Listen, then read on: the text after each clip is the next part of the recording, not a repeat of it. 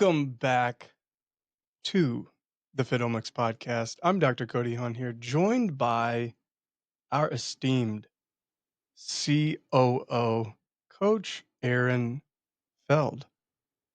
Welcome, Coach. Thank you for having me. It's a true honor and pleasure, sir. And we've got Dr. Daniel Lawson behind Master Control. How are you today, Doctor? I'm good. Fantastic. Today is a very special conversation with Coach Feld. So I have some notes here, some handy notes here on my iPad, just to keep us on track. And the first thing I wanted to point out and give you an opportunity to clarify. I'm sure some of our listeners have seen this esteemed gentleman running around on the sidelines of a variety of Power Five schools with this absolutely glorious handlebar mustache. Let's clarify this first. How many years have you had that glorious hair growing above your upper lip, sir? Let's see. Man, that would have been the 2017 season. So we're pushing 8 years, man. 8 years. And you've never shaved it, it just stays that way, like never cut it? No, I've probably cut a total of probably 3 feet off of each side over the last 8. I mean, like literally, there were a couple of times where it was like 14 inches from center, and I took like 6 inches per side at one time. Just impressive. So that's the clarification on his mustache for anyone wondering. Man, world class coach, decorated career that spanned from, well, Georgia, Oregon, most recently Miami, North Alabama, UAB here in Birmingham. UAB. Yeah. And so your last role was the strength conditioning coordinator at the University of Miami, correct? Yes, sir. And so been really at the top level of collegiate strength and conditioning, primarily with football. Yes, sir. Yes. But what you probably haven't heard is the story behind what has led him here and why he decided to walk away. So we want to dig into some of that today, and why you are at Fitomics now. So today, I'm pumped. You're here, my man. Let's get into it. Let me ask you this. Good opener. What feels different about this season of your life compared to the last 10, 15 years or so? Well, I can't say the last 10, 15 years because I've got a 4-year-old. So the biggest difference in the last 4 years, which I think is most relevant, is I don't think I've missed dinner, but a handful of times in the last 6 months, 5 months. And that's very different. One of the things my wife and I talked about not too long ago in regard to something else was when my son's already asleep when I get home, which has only happened for special occasions, date nights, events. He leaves an Elmo toy out for everyone, or for me to bring to him. So I bring him Elmo, I kiss him goodnight. He doesn't wake up, but he wakes up in the morning and he sees Elmo. And he knows that I came in and I hugged him, I kissed him, and I'm home. And I was just talking about how I used to do that all the time, and I'm doing it less. It's great. But and that was the measure of success. I'm doing this less. What a win. And my wife said, no, this is not what we did before. And I was like, no, we used Elmo. She's like, no, we used Elmo, but Elmo means something different. When Buck wakes up now, Elmo means daddy's home. Daddy's in his bed or daddy's somewhere in the house. He came and hugged me and kissed me. She said, Elmo used to be so that when you came home, you would take Elmo in there and kiss him and hug him. And then when you would leave the next day before he woke up, it was the only evidence he had that you ever came home. And it was just like floored.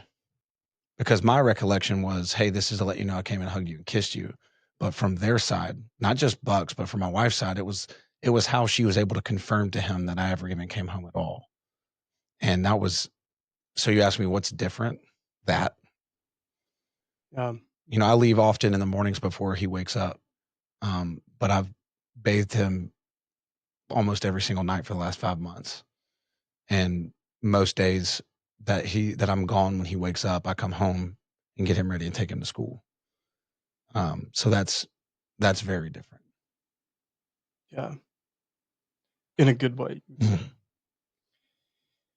Well, yeah, like, so in the most recent season, which from my limited time, in collegiate strength and conditioning, um, man, the hours the hours can be pretty brutal.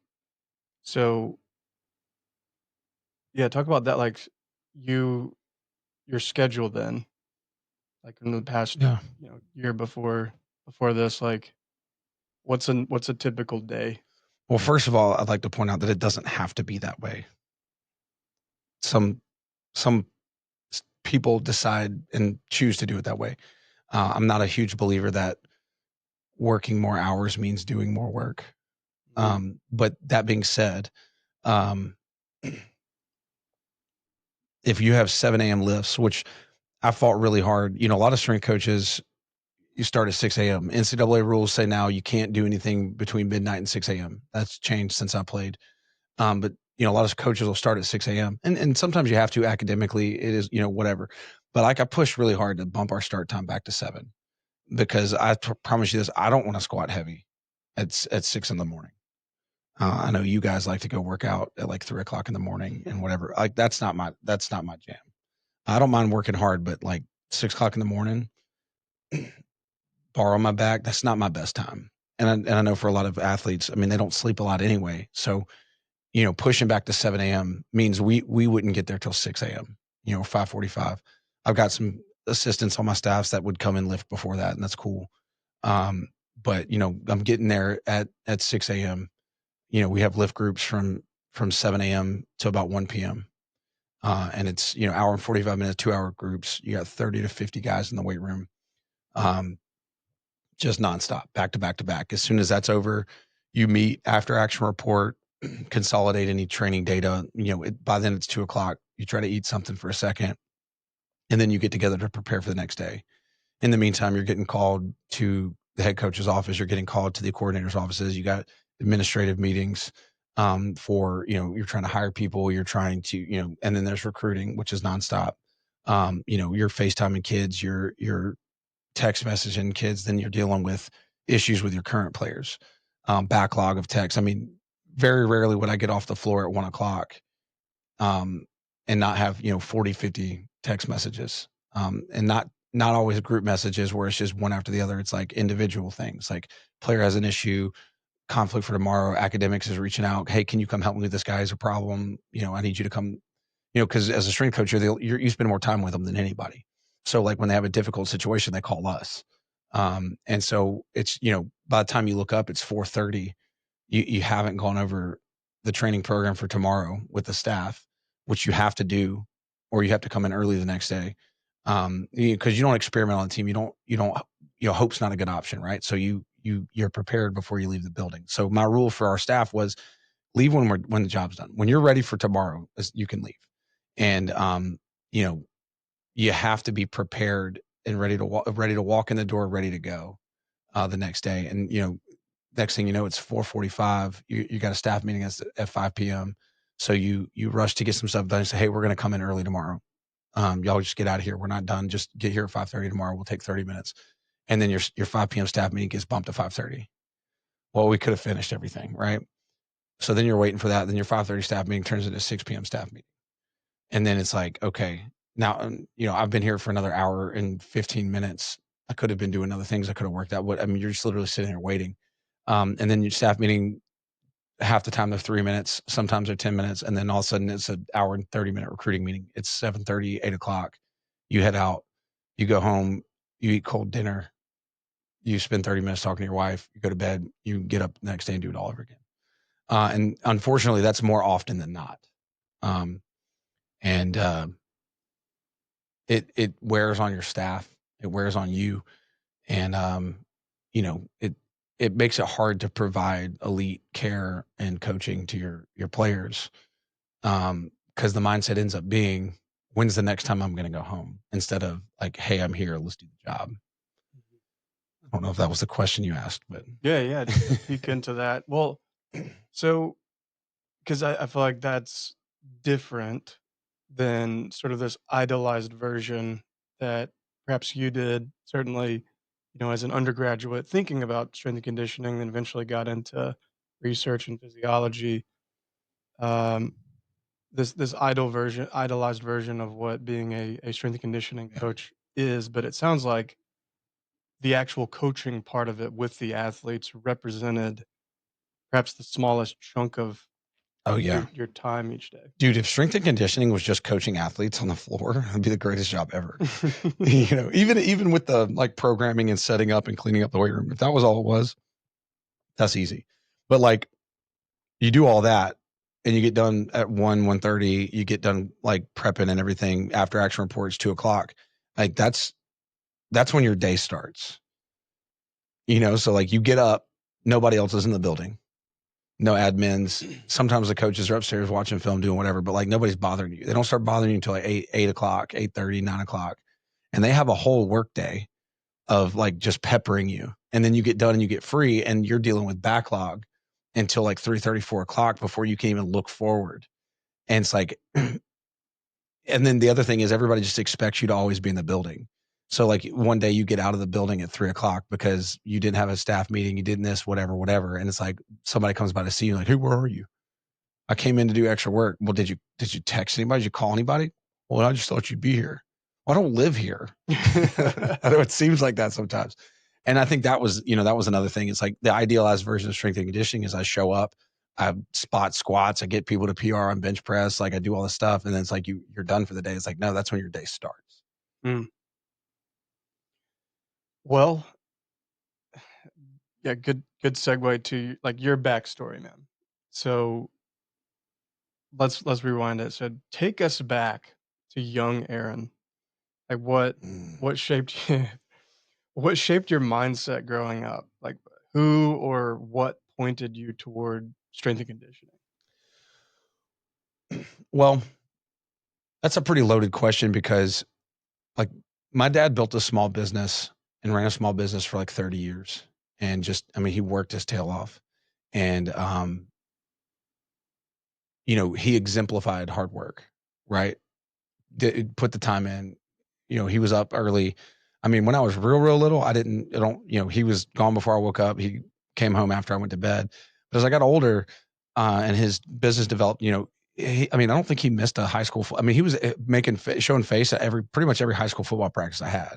Now he had to go back to work after that. It was his company. He could kind of do what he wanted, but it's not like he just like took the day off at 3:00 and never came back. Like, but just, he was always there. And then, even in college, like I think him and my mom, they made it to every single game I ever played in college. I mean, just insane.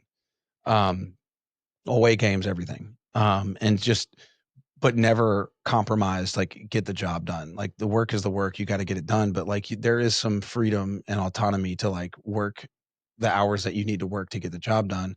It's the difference between like, an hourly employee or a contract employee and a salaried employee. Like when you get a salary, yeah, there's work hours, whatever, but like you get paid a salary to do the job. If you can work really, really fast and do a great job in this many hours, great. But if it takes longer, it takes longer. And so like he taught me that, whether it was with words or just living that example. But then, so like you have to have that fundamental background of like, it takes what it takes. The job's got to get done. No job's too small. Like you do what you have to. I mean, I'm sidebar, but like my dad worked in computers, and there was at one point like a Compaq or IBM or some company was like liquidating a bunch of parts, and they had an opportunity to get a bunch of computer stuff for really, really cheap. And it was going to help his business a lot. But what it required him to do is wire a bunch of motherboards. Like the CEO of the company, the president of the company had to come in and like use tweezers because his fingers were massive. My dad's got like massive hands, and like farming out his I don't know, I was like 10 maybe, a little tiny 10-year-old fingers. And I mean, I remember going up there on Saturdays just wiring motherboards. Like he gave me a diagram, color chart, whatever, and we just like wired motherboards. You know, and I know it was a good thing for his company, but he's up there on a Saturday. It takes what it takes. And so like just being given that like example, like if you don't have that, you won't make it in strength and conditioning. Because there's a lot of coaches out there that are probably way better at strength and conditioning than I am. They just didn't make it that far. Like they either didn't have the stamina or they didn't have the desire. Like whenever we had interns in strength and conditioning, I always told them this internship is going to teach you two things. A, can you do the job? B, do you really want to? Because there's a lot of people who really want to do the job that don't have what it takes. And there's a lot of people who really do have what it takes to do the job. They just find out they don't want to do that. So it's like a very rare combination of people who have the ability to do it that are willing to do what it takes to do it. And so that's like the background of like like not the genetic makeup, but like the psychological makeup of what it takes to be a strength coach. And then fast forward to, be at college. I had 3 different strength coaches when I was in college. They all had great qualities. We're all human, so some not great qualities. That I learned from. But then my head strength coach, my last 2 years, Matt Bayless, who was a head strength coach at Notre Dame most recently before he left the field. He's the one that got me like pumped about strength and conditioning, and like he was like teaching us. Like it was going way over my head, but like he's teaching us the science. Why are we doing what we're doing? This is why we do it. This is why it matters. And so at this point, like I'm in my master's program, like learning strength and conditioning, like the science of it. And I'm seeing in writing in these textbooks, these concepts that he's teaching us. And it really increased my like desire to push because I knew what I was doing was working. But I had also blown my back out in I think it was 2007. I'm 18 years old, 218 pounds, squatting 1,000,000 pounds. I think I squatted like 675 or something like that. No form, no technique, just, the pain is weakness leaving the body. And I was dealing with back pain for years and years and years. I mean, like debilitating, like it was messing with my personality. I was just in pain constantly. And he was the first coach that like taught me things that could help me. And he wasn't directly, I wasn't a complainer. I was just going, but like learning how to manage my own pain, like learning like the antagonist and agonist muscles that go into, back pain, and understanding like like pelvic stability, lumbopelvic stability, understanding how all those muscles work together, and like what I need to be targeting based off what was hurting. But like him teaching the science in the weight room and me learning it in school, like that combination like really inspired me to dig deep, and I was able to get mostly pain free. And so he offered me the opportunity to come be a GA for him, which I don't regret my decision, but like one of my biggest like regrets was not taking advantage of that. Because getting a GA position is a coveted thing, and especially in a weight room, especially for a guy like him. And but I was chasing the NFL, and I needed to do that to know that I'd given it everything I had. But I had gotten mostly pain free and had earned, because of the things that I was learning and stuff that I was doing, I had earned the opportunity to do that. And then when I got cut from the NFL, I'm like, well, he already offered me this job. Like he sees that I can do this job. So like, I'm going to go do this. And that was kind of the onus of like, he saw something in me, he believed in me. And even though I didn't take advantage of that opportunity, that's kind of what sparked like, hey, I can do this. I have what it takes to do this. And so I just, I went full send to try to be a strength coach. I had a couple of detours along the way, doubts and not trusting what I knew and what I could do. And then reached a low point trying to make it in the real world, use my degree. And I realized like, this is where I belong. So where was Bayless at this point when you? He was at Mississippi State when all that was going down. Which is also where you played. I played college football at Mississippi State 2007 to 2011. Yeah. And so you're there for, like, after your playing career, you go to the NFL. For 7 whole days. Hold your applause. Hey, more days than me. Okay. And then, so you go back to Mississippi State and you were there for? No, when I got cut from the NFL, that's when I decided I was going to like, okay. So while I was training for the NFL, I was actually pouring concrete. I was working for a contractor in Mississippi, in Starkville. And, we were pouring concrete floors for factories. And, I was spent 12 hours a day raking concrete.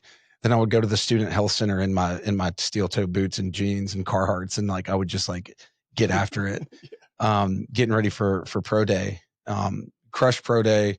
But then I came out the year the lockout happened, so there was no OTAs. So like basically just like training and training and training on my own until August. And then I got picked up by the Tampa Bay Buccaneers. And when I got cut, I'm like, I'm never raking concrete again. Like, that's man's work. Like, you think being a strength coach is hard? That's man's work. For sure. Okay. So I decided to use my degree. And I went and started running a Gold's Gym in Birmingham. Well, here. I live here now. That's cool. I started running a Gold's Gym.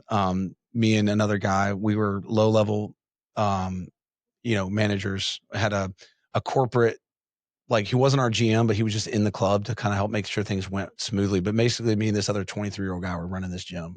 It was ridiculous, and we crushed it. And like just run the play. Like just run the play. Like Jim Snow was the CEO of Gold's Gym. He had a binder that's like, this is how you make money at a Gold's Gym.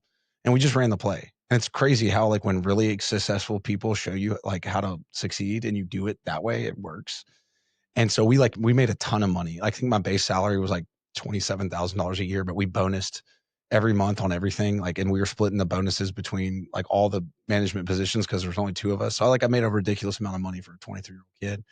But like somewhere in the course of that year, I just realized like chasing money and like using your degree, stay in school kids, but like using your degree just for the sake of using it. Like it was pointless for me.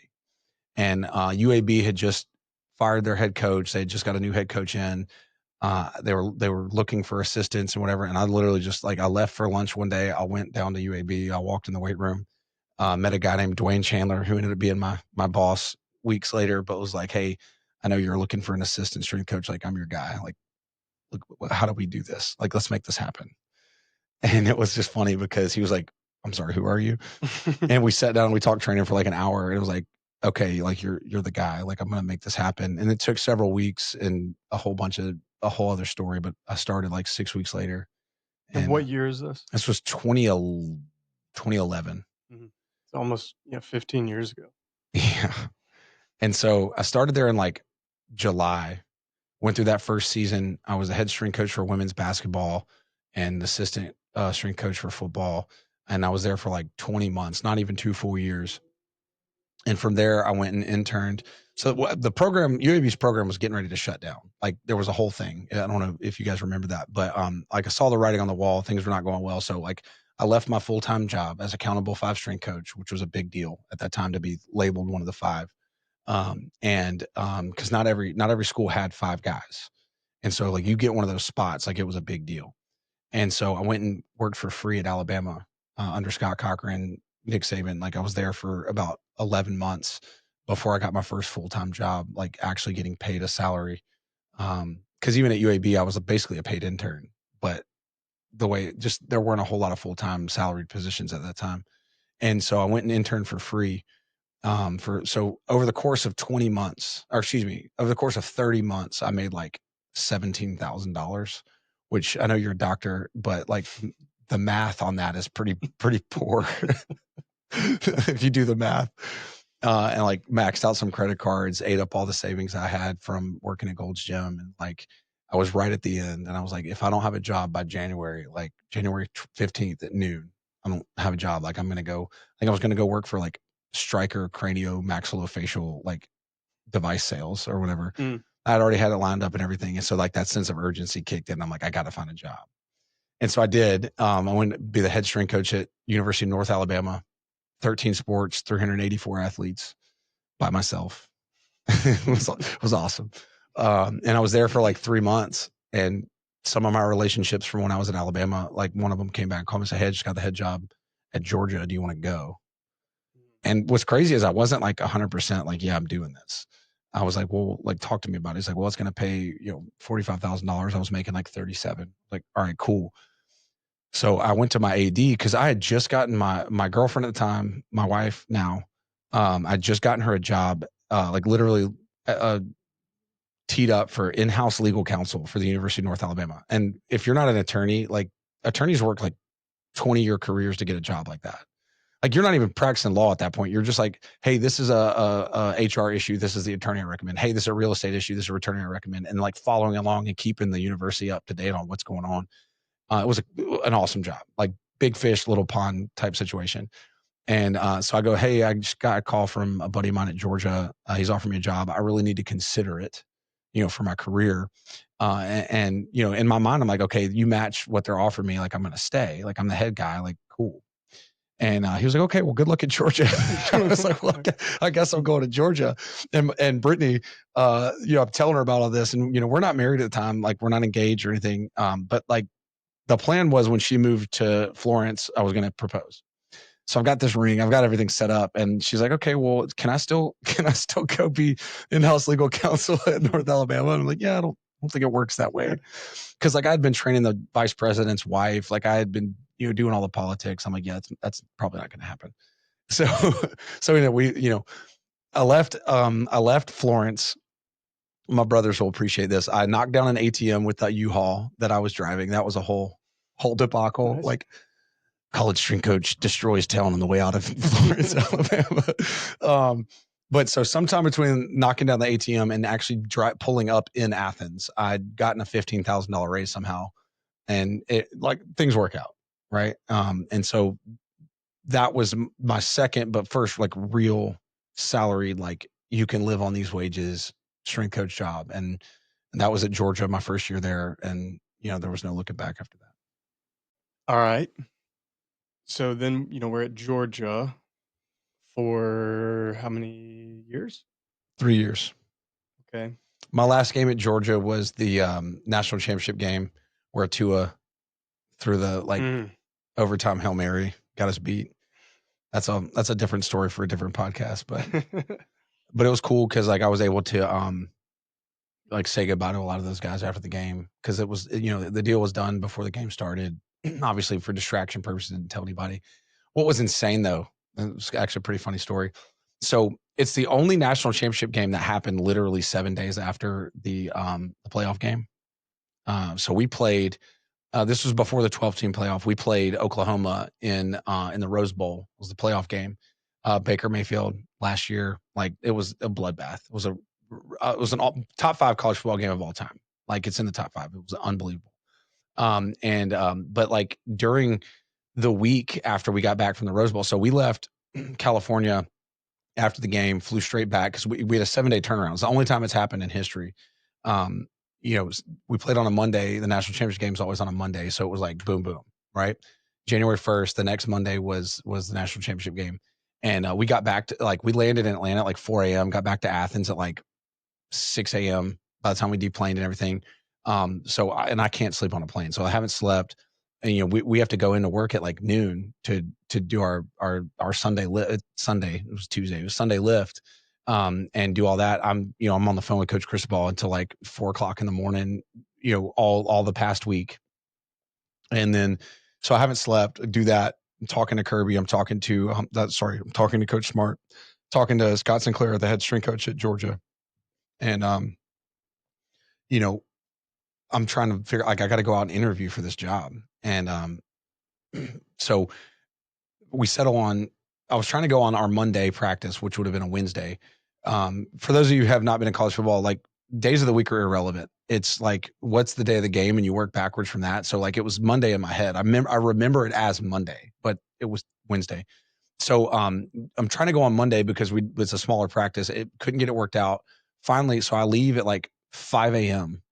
on that Wednesday morning. I fly out to Eugene, Oregon, and it's 3-hour time difference. So I land early in the like late morning, go straight to the facility. I start like a 7-hour interview process, panel interview with like the entire staff in the war room. But backtrack, like my wife's like, I'm like, hey, if I get this job, like, are you really willing to like move out to Oregon? She's like, well, just see how it goes and whatever. I said, no, you don't understand. If I get on this plane, I'm going to get this job. Like, I'm getting the job. And if you're like, nah, I'm not moving to Oregon, like, let me just not waste everybody's time. And she's like, well, yeah, I would move to Oregon. I'm like, bet. So get ready. We're going to move to Oregon. So I go out, I crush this interview. I get back again. I get back at like 4 o'clock in the morning, East Coast time, and get up. I go to practice it. So like by the time we got to Atlanta for the national championship game, like I had literally slept like 6 hours in the last week. Go through the game, whatever. Same thing. We got done late. We went straight back to, or we got up at 8 o'clock the next morning to go back to Athens, but like we didn't get to the hotel till like 2 a.m. So again, 4 hours of sleep. And then I get there and I'm like literally pack up all my stuff and I leave. I'm like, hey, by the way, I need you to pack up the house and move all of our stuff. Right. Like, so I went straight to Oregon, hit the ground running, never looked back. Um, but actually in my first meeting with the team, like getting them hyped up about what we were about to do, I remember the line I said was, if you guys had any idea how little sleep I've had in the last 2 weeks, you would laugh. But it doesn't matter. I'm here now and it's time to roll. Like it was just but that's how it goes, man. You get the call and you go. You do whatever it takes. And then we started like one of the most, prolific 4-year um runs in Oregon history. And people say, well, y'all didn't play for a national championship. You're right, we didn't. And they're like, oh, well, look how good Oregon's doing now. You're right. But the roster that we built the 4 years that we were there, and like changing the mentality from front runner, like, we out scheme people till we just like bully people and put them in the ground. Like we turned a fast talking, like prima donna culture into a bully in 2 years and just worked people. It was awesome. It was You awesome you were there for for 4 years, 4 years. and then we transitioned to Miami. Yeah. North Cuba. Yeah. It was Okay. awesome. All my Cuban listeners out there, man, love you guys. Like it was a cool experience. Right Different on. world. Well, question on that, final question, and then, uh, we'll dig into kind of the transition here. So, what do you feel like given that experience and then being at Miami and achieving success there, being part of a winning culture, right? And working with, like, truly elite athletes. Mhm. What would you say separates, like, the truly elite athletes from, more mediocre? The phrase I always use when I was teaching mindset is football goggles. Like, without debating the neuroscientists out there, but like the way your brain categorizes everything, like everything you've ever learned, read, seen, touched, tasted, it's all in there somewhere. But it's whether or not you have access to it, right? Because data is stored in your brain, like physically, it's not digital. So everything you've done is there. It's just how strong is the imprint of that information, and then how much access do you have to it. And so the more you spend time accessing information, the stronger the access you have to that information. And so, like, I try to tell everybody, if you can put everything in the football bucket and spend all your time in the football bucket, you strengthen all of your connections to football. So I always ask guys like, hey, you want to be an elite football player, right? And they're like, yeah. I'm like, how do you get good at football? And naturally the answer is, oh, I practice. All right. Well, how do you get good at practice? And they're like, I don't get, like, practice is getting good at football. Yeah, but how do you get, if you want to be great at football, you got to be a great practicer. How do you get good at practice? Well, you have to know what to do. Where do you learn what to do? They're like, oh, in meetings. Yeah, cool. So go to meetings. How do you get good at meetings? Like, what's a really important skill in meetings? Listening. Well, yeah, that's a good one. What about taking notes? Yeah. Okay. Well, where do you get to practice taking notes? In class. Yeah. But you keep skipping class. Mm. So you can't tell me you want to be an elite football player if you're skipping class, which is an opportunity for you to practice taking notes, which is going to make you a better meetings, a football player in meetings, which is going to help you practice better, which is going to make you play better football. So the biggest thing is for me is, if everything you do has football implications and continues to drive you towards football, then all of your access to all of your football knowledge and experience only gets stronger. So that's what the elite players all have in common, is everything they do has some football slant to it. I'm going to go to bed early tonight so I can be better at football. Right? I'm going to study and do these things so that I can practice taking notes, or I can get better at learning new information and applying it in a real world setting so I can get better at football. I'm going to eat what I'm supposed to eat and not eat what I'm not supposed to eat, not so I don't feel bad or not so I don't get in trouble, but so I can be better at football. And everything they do has some type of, how does this make me a better football player connotation? And that's what the gifted special, like the people that their names, that's what they all have in common. At least the ones that make it, that don't burn hot and burn out. Mhm. So tying everything back to, yeah, the ultimate goal, Mhm. like everything kind of speaks to pursuit of excellence in a given craft. Mm-hmm. Yeah. Football goggles. Heard it here first. Got to view everything through football goggles. Okay. Well, winning is fun, and you won a lot in that domain and had worked several years towards that. So let's talk about the pivot, man. So I mean, yeah, you had one of the most respected jobs in collegiate strength conditioning. Those are not easy to come by, and yeah, people just don't walk away from that. A lot of folks are, that's their career. Correct me if I'm wrong, but I mean that's 10 years ago, like you were thinking in 20, 30 years, you would be still doing that, huh? No, retiring at 50 was always the goal. Okay. but yes. But retiring doing that. Yeah. Yeah, at the highest level. Yeah. Okay. So what started stirring inside you that, you know, promoted this consideration of walking away from that? Well, I've told this story several times, but we started going to church as much as we could. Worked most Sundays, and sometimes recruiting happened and last minute, so it was hard to get. But like my son went to school, my 4-year-old now, Buck, went to school where we went to church, and we loved the school. It was awesome. But everything that I mean, school was basically just extended church, right, for them. And they learned. I mean, they had a great curriculum, but they talked about God. They learned the stories.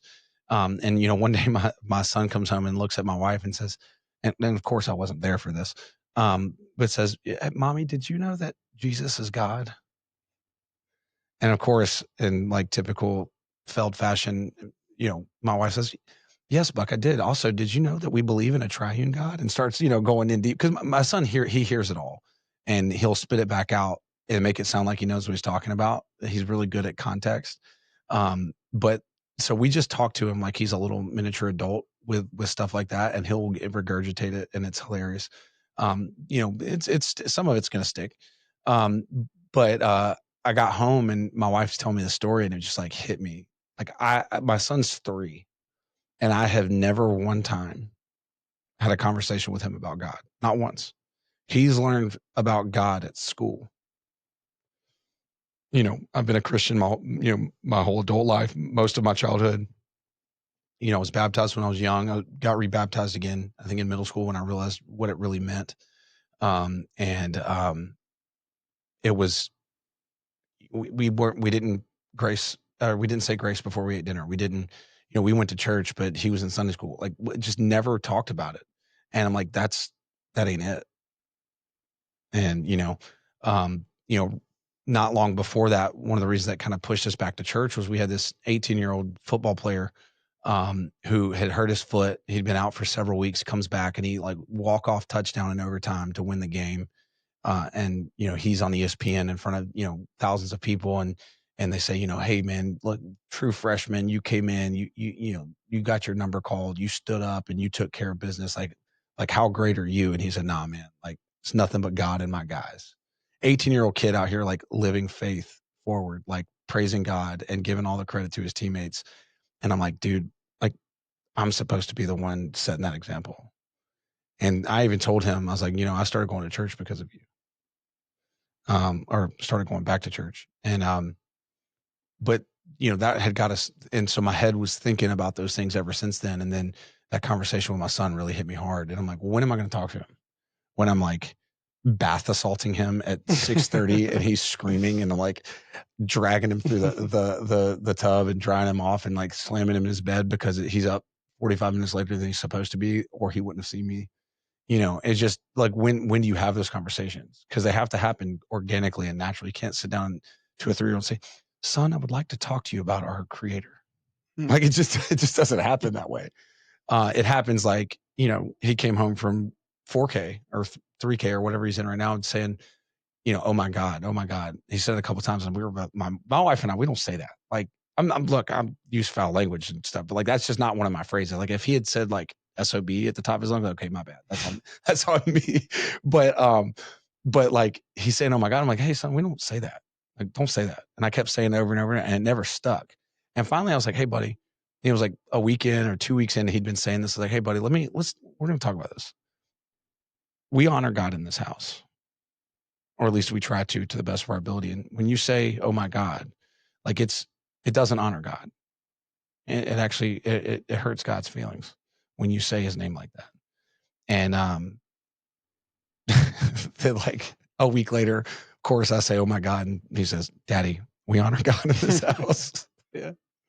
But like those conversations didn't happen. Those opportunities didn't happen before, because I was just never there, literally ever. And so like what stirred is like, I decided to have kids. My wife decided to raise kids with me, not be a single parent. Yeah. And, that's kind of what, really what started there's a lot of other things that went into it, but that was like the catalyst for actually, you know, making the change. So you could say like a recognition that your values like faith, family were not aligned with how you were actually living. Yeah. Well, and there was I don't remember who it was now, but there was a big social media push parent, you start getting all this parenting things that, on your feed and whatever. And there's just this guy that said, hey, parents, raise your children or the world will. Mm-hmm. And like that echoes in my head constantly. Like, raise your kids or somebody else will. And all you can do at that point is hope that their values align with yours and that they have your kids' best interests at heart. And I'm like, nah, I don't want to take my chances. I'll do it. I got it. Well, okay. So would you say that that was kind of a moment when you knew you were done? Like when was that moment? Mm. Like a sense, an interaction, a realization that just made everything clear.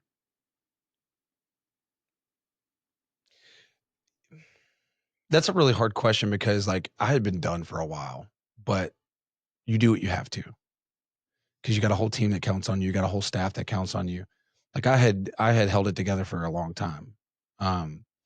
That was the moment that like said, okay, you are going to change this. Not it needs to change. Right. And then, so I don't know that there was a moment where it was just like all of a sudden, like, okay, I'm done.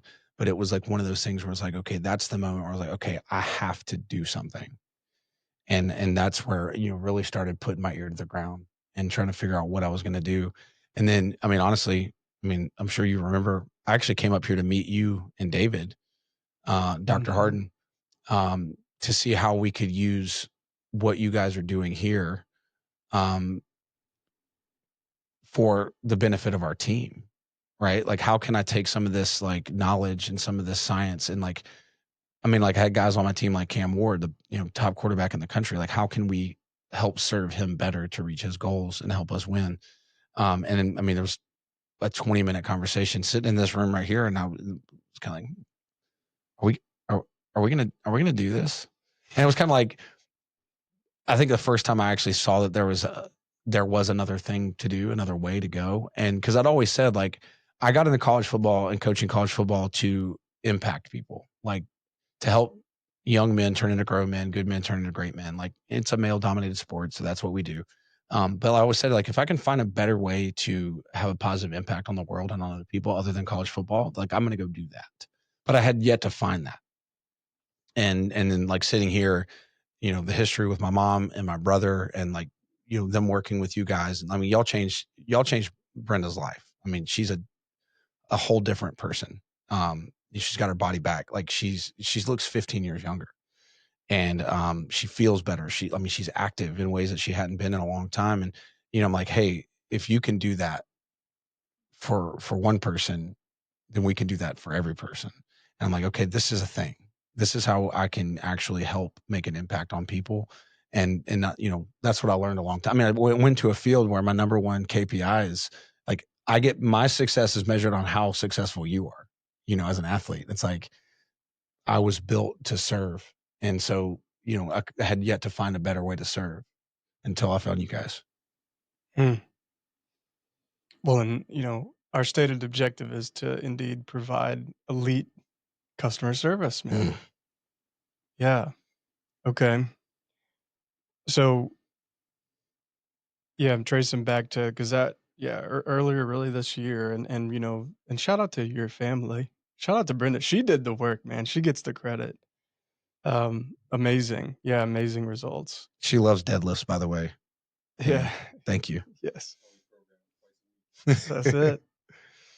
So yeah, I mean that's what we do, man. That's what we want to do. That's our mission is to empower and equip you to feel, look, and perform your best. Um, and so what started as like curiosity of how we did that led to I mean, my belief is that, that's like scripture says, um, man plans his way, but the Lord establishes his steps.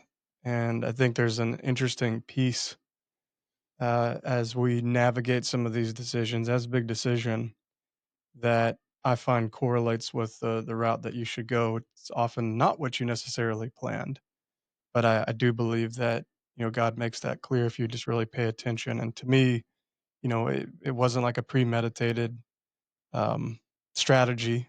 It was a connection, a great networking opportunity, if for nothing else, to see that glorious stash on your dome and to talk shop. But it became very apparent to me that we're very value aligned and wanted to do the best work and be the best men that we could be, with our life. And so, well, okay, so yeah, you ultimately decided to transition to become our COO. Um, so it's been what, Aaron, 4.5 months. About almost 5 months. So let's talk about that. Let's talk about the future. So you've coached in systems that demand excellence. You've built cultures, teams, staffs. Managed significant budgets to do all that. Learned a lot about working with people. Um, so like you've seen where expectations, leadership, and mission align, and how much success can emerge from that. So what would you say you want to build here at Fitomics? Like when you think about our members, our clients, like what kind of experience do you want them to have? Well, we use or at least I use the story or the parable of, give a man a fish, feed him for a day, teach a man to fish, feed him for a lifetime. And that's kind of how I view what we're doing.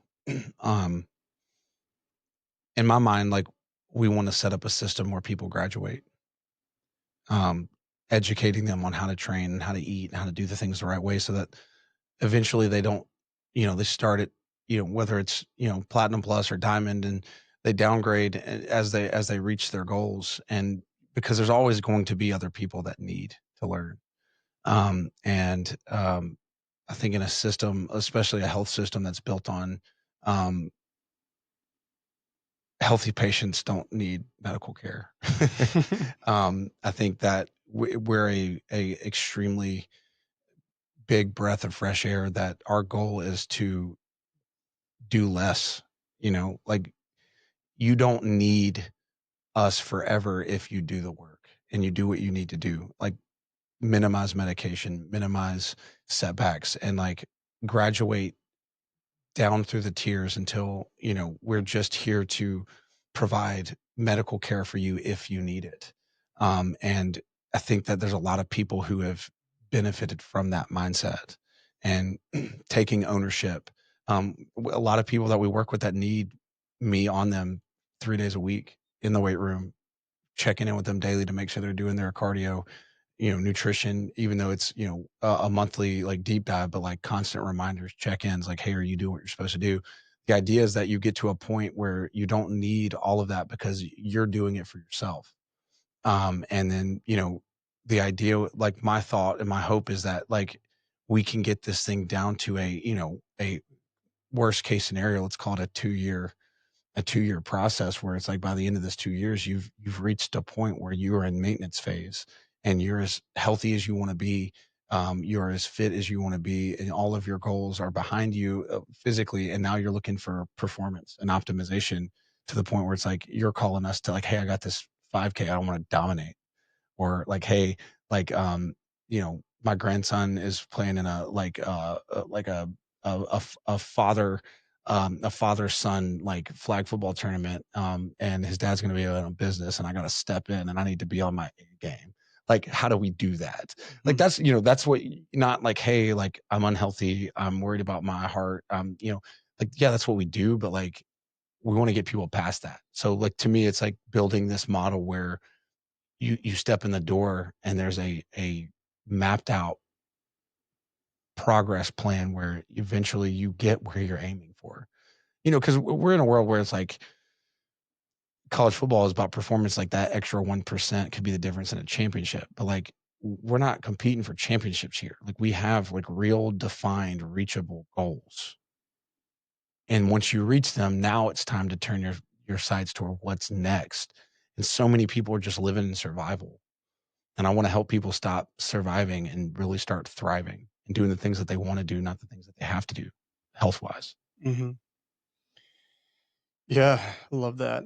Yeah, chasing the optimal state Hmm. instead of just absent of disease. Hmm. The best or the most favorable state. And yeah, I do think it's the integration of nutrition and clinical and fitness, like all of that being data driven too, where there's accountability on both sides, right? That we're regularly quantifying, is this working or not? And I like to say it regularly, like, we win when you win. Hmm. The goal is to help you be successful, and we want to do these assessments to ensure that you are moving in the right direction, and then enable that progress through support and service. Um, so, okay, to you, in 3 to 5 years, like, what does Fitomics look like to you? If we execute at the level that we both believe we can. Well, I kind of look at Fitomics like and I've said this since I got here. This is basically like a college performance team, right? Um, Everything's in house. You have your team doc, you have a CRNP and other nurses, you have strength and conditioning, you have exercise physiology, you have all the pieces that you need to optimize whatever outcome you're shooting for. And so like whatever we emphasize, we get. Unfortunately, so many people have so many areas of emphasis, and you can take them a couple at a time, but all the time, most of the time, you got to focus on something, because if you emphasize everything, you emphasize nothing. And so the idea in my mind is that we scale this model to be able to handle an unspecified number of people with the same amount of individualization and results driven, you know, um, data driven and results driven progress, so that as many people as possible, regardless of what stage of life they're in or what state of health they're in, can enter this system and with goals in mind and reach them. Mhm, Because our, like, with our diamond program, like, we only have 20 slots available, because that's the most number of people that we feel that we can provide that service to. I don't want to have to put a cap on it. mhm, Right? Whatever our offerings are, like, I don't want it to be limited by a calendar or by availability. Like, I want it to be like, hey, if you need it, we got it. mhm, Like, great schedule, give us a chance for to be prepared. But like, if you just showed up in our door, we can go. Like, mhm, that's what I want Fitomics to be. Like, you have an operations staff that can handle and intake anybody, and enough coaches and physiologists and doctors and nurses and physical therapists and whatever else that you need. Um, that you can just show up at our door and we can solve your problems, or at least put a plan together to solve your problems. mhm. I love that. Yeah, well,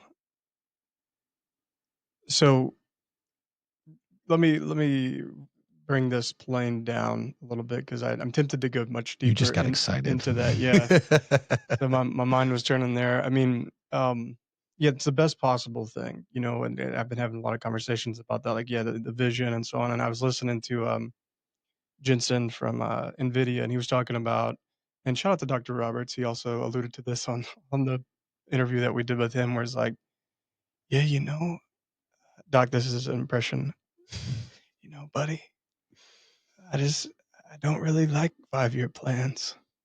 It's just what we are working on now is the that's what I focus on, doing the best possible work on this now. Um, and that's, I think, important to get to where we wanna be, and it's, focusing on and like Jensen was talking about, like, I don't wear a watch because right now is the most important time. Mhm.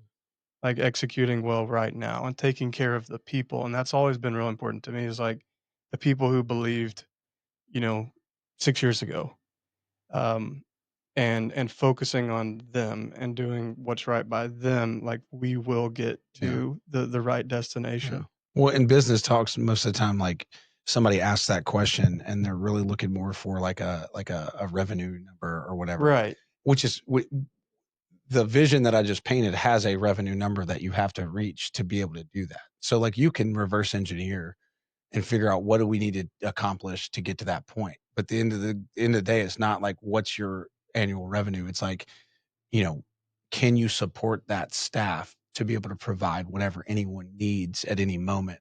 Like, so I mean, there is a number in there, but like again, the vision isn't about how big we can get, or it's about not having to turn anyone away, not having to reschedule on somebody because something comes up. It's like, can you just be there when people need you? Like to me, that's the vision. Yeah, and my belief too is the revenue part of it's business, like, but it really does, I think, take Naval has this line on, you know, it's a lagging measure from society that you did something valuable in the past. Yeah. Like, it's the revenue part really does, I think, take care of itself if you do a really good job and you focus on that and the processes instead of the outcome, you know, the process, executing the little things. And, Bezos has this, one of their 4 core values is, like, take professional pride in operational excellence. And, like, 90% of the work that you do, no one sees. It's in the work itself, it's in the product, and really prioritizing excellence in those small tasks and the little things. Um, well, dude, how about this? I wanna extract Mm. Mm. I want I wanna extract some practical gold for our listeners here. So just some rapid fire wisdom from your years in the trenches, okay? So what is one training this is a good one training principle that everyone should adopt?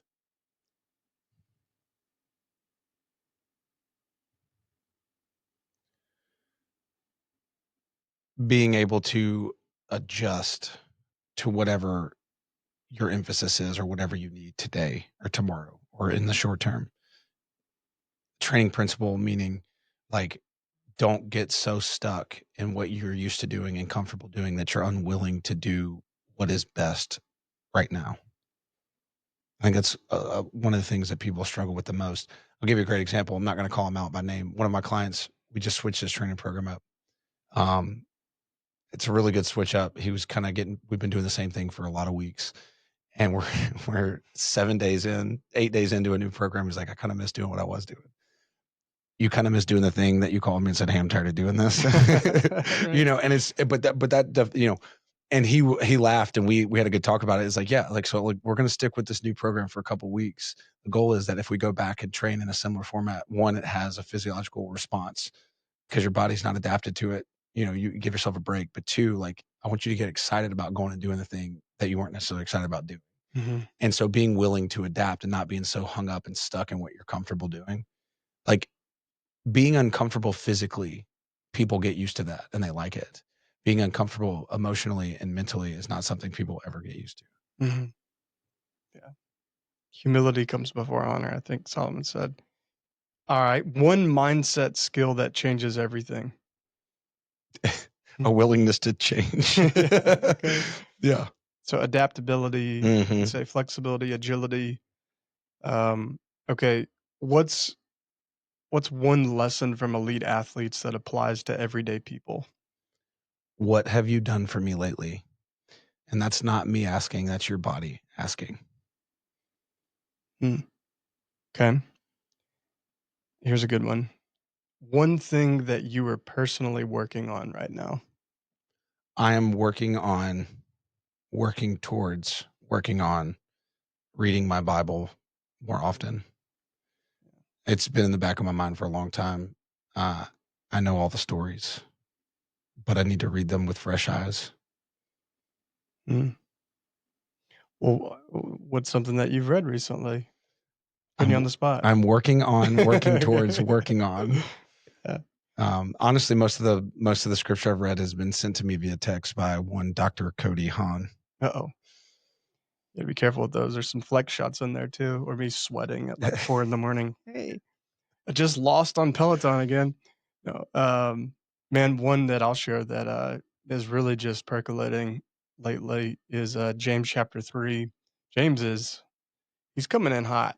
Um, so the whole book, but James 3, with business and like a team and working with people, sometimes there's this perceived disorder that emerges. Although you're trying to bring order and structure and systems, and we all are striving for excellence, and just trying to navigate that without just like berating people and making them feel bad if they don't do it, a certain way. But like, how do you wisely, lead? And this one really stuck out to me. So I believe it's James 3:13 through 18. I'm gonna paraphrase, but it's like anywhere that there is selfish ambition or envy, disorder, and every vile practice will be present. And that's not the wisdom that comes down from above. The wisdom that comes down from above, or the wisdom from God, is peaceable. This is a good one. Open to reason. Paul said, like, love doesn't insist on its own way. So it's unselfish. Like, what's best for the team? It's open to reason. And I just really I've thought a lot about that recently. It's been very helpful. Like, the more that I get out of my own selfish desires and think about what's best for the person and for the team, it does bring more order to things. And if you have a team of people who think that way and are willing to do what's best for the team and for the other person, I really do think it has a sort of this strange way of bringing order Yeah. and good work. You know what I mean? So there you go. Okay, buddy, we're landing it. We're descending. Platitudes.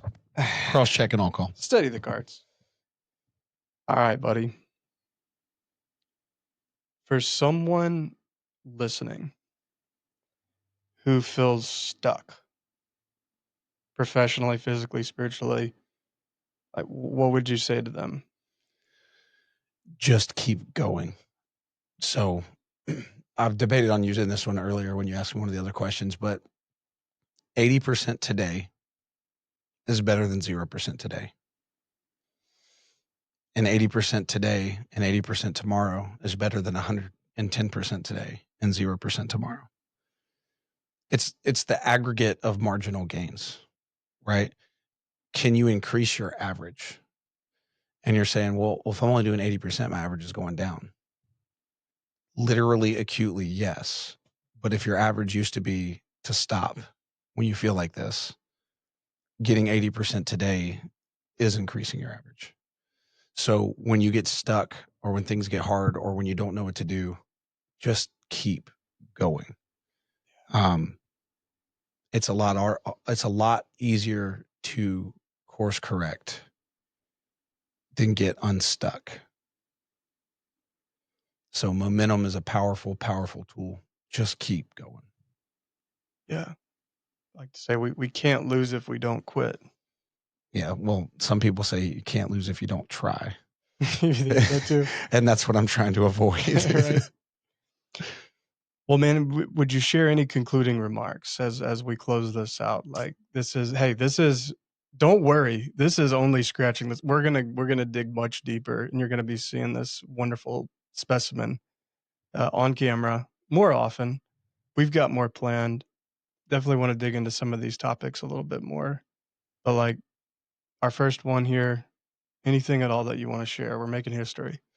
Well, I think something I've been bouncing around in my head that I've been sharing a lot with my clients and with people, just in my life is, you know, it's perfectly fine to not have all the answers.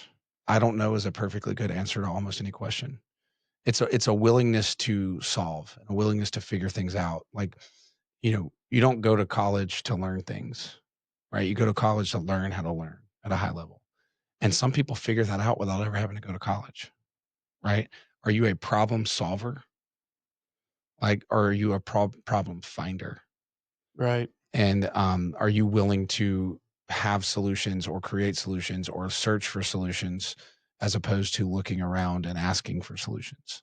Hmm. And so I just learning what your strengths and weaknesses are and don't hide from your weaknesses. You lean into them and improve them, right? Obviously, but like perfect example, we talk about ego all the time, and most people will tell you need to control your ego, check your ego, right? Don't be bigger than the team, right? And and I think that's born from a really healthy like mindset and a team mindset. But like I've been on an ego kick lately of like preaching this and teaching this. It's like, dude, stoke your ego, like feed it. And I tell people all the time, I got a massive ego. My ego is I mean, you don't wear a mustache like this and do some of the things that I've done, like, without a massive ego, but, like, my ego is what keeps me in check, right? So, like, I can't allow myself my ego will not allow me to be the reason that we fail. So, if you're better suited to do something and you're willing and capable, like, I will step aside and follow, right? If I'm best served in this moment by vacuuming up the crumbs behind you as you or the sawdust if you will as you cut boards and build the temple, right? Like if that's where I'm best serving the team, then that's what I'm going to do. Because at the end of the day, right, the name that's going to go on this building is Fitomics, and I'm a part of that. And even if I do build it by myself with no help, they're not going to put my name on it. So why does it matter if I'm the one that drives the final nail and I could beat my chest and say, look what I built. Right. And so I take that same philosophy from a leadership standpoint, a leadership team, like let people dominate the areas that they dominate, win as a team, give the credit to everybody else. Because as a leader, what happens is your team is successful and they help you build something great. And you say, man, look how great my team is. And then everybody goes, oh my gosh, you're so humble. So you get credit for that anyway. But at the end of the day, I go back and remind that the parallel that I'm drawing is like everything that we do. The idea is that it's supposed to be for the glory of God, Mhm. right? Like our mission, I mean, our vision statement here, the first line of our vision statement to honor God is the first three words, to honor God. And so like, are you doing the things to honor God? Are you doing them to honor yourselves or yourself? And so like my ego is too big to be accused of doing this to honor myself. And so that's what keeps me in check and reminds me to think about what the ultimate goal is. Because, uh, Brent Cooper, shout out. He and I were talking when I first got here, and we were talking about the college football thing. I was like, yeah, I did this for my family. I'm doing this for my family. I'm doing this to be a better husband. I'm doing this to be a better father. And he said, yeah, because that's what God called you to do. And bro, that hit me so hard because I'm like, I was doing the right things for the right reasons, but I had forgotten or hadn't considered God called me to be a great husband. God called me to be an excellent father, right? God called me to do whatever it takes to serve my wife and serve my family. I'm not, yes, I'm doing it for them, but I didn't decide that. I didn't choose. I mean, yeah, I had to make some decisions, but like I didn't choose to do the right thing for the right reasons. God called me to do that. And so like no matter what you're going through, like I've told you this before, like Romans 8:28, that's tattooed on my body. God causes all things to work together for good for those who love God, for those who are called according to God's purpose. And what that means to me is no matter how good things are, don't forget all the things that you went through and all the stuff God allowed you to go through so that you could be prepared for the moment that you're in. But likewise, when things are going really, really badly or things are not going the way that you want them to, just remember, like, God causes all things to work together for good. Like, I don't love everything happens for a reason. I don't love that. Like it almost means the same thing, but like if you're going through a trial right now, God's preparing you and giving you the tools you need to face another probably harder challenge. Right? So like we make the joke all the time, like, if you pray for strength, God doesn't just zap you with strength, God gives you an opportunity to get strong. Yeah, here's Right? some weights. Yeah. You ask for patience. What does God do? God gives you an opportunity to practice patience, right? And so like now I'm like, dear Lord, I'm strong enough. I'm patient enough. I'm smart enough. Please, God, no more strength, no more patience, no more wisdom. I'm good. But then something you said to me is the teacher's always silent during the test. And I think of I can't remember the verse, but it's like, why God have you forsaken me? And the answer isn't that God's forsaken you. The answer is I've already given you everything you need to overcome whatever it is you're facing. So if you're not hearing my voice, you're either ignoring me, right? Or it's because you don't need it.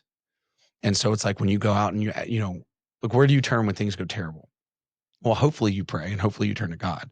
But like, that's not enough. Like, it's not enough to just say, God, please save me. God's like, yo, bro, like, look at all the stuff you've been through. Like, maybe take a note from some other stuff that we did together. Like, come on. Like, do you need me to manifest like King Leonidas with a big beard and a shield and a lightning bolt and like strike your enemies down? Or can you maybe learn some of the scrapping and clawing and fighting that we've already learned together and go use that? Well, I'm going to be over here. I'll see you when you're done. Right. And so like, that's it to me, man. Like, you have to balance between asking God for help and then utilizing what God's given you to succeed at already.